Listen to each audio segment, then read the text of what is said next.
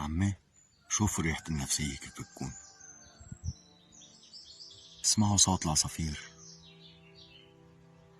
تخيلوا الشجر والخضار اللي بالشجر. سبحان الله. تخيل صوت الهوا هيك هو عم يمرق من حدينتك وصفون. ركز بصوت العصافير، صدقني فكرك وذهنك كله بيرتاح. لو شو ما كان عندك مشاكل وشو ما كان عندك هموم كله بتلاقيه راح عن ظهرك بهاللحظة اللي بتقعدها بس مع الطبيعة، تتأمل الطبيعة. سبحان اللي خلق الطبيعة. ليكم الله منظر، ليكم الله جمال، ليكم شوفوا جمال ربنا.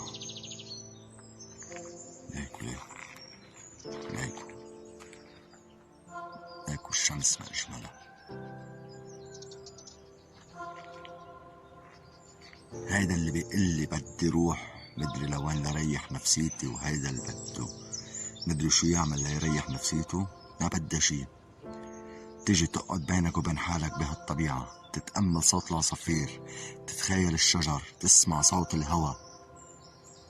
هيدا هي ريحة النفسية. هون بتصفي عقلك.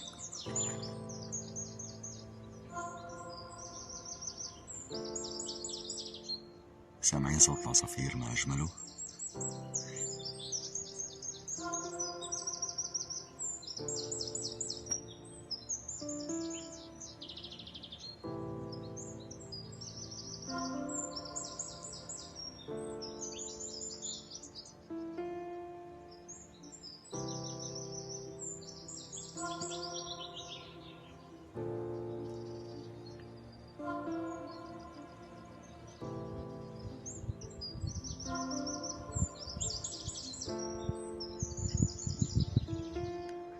ليكوا الشجر، سبحان اللي خلقهم.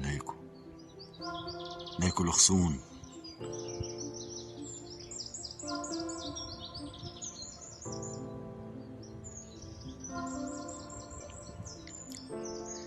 جربوها صدقوني بترتاحوا.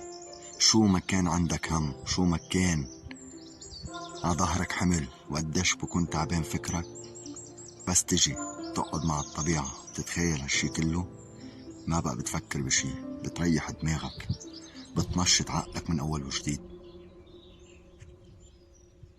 هاي نصيحة من مجرب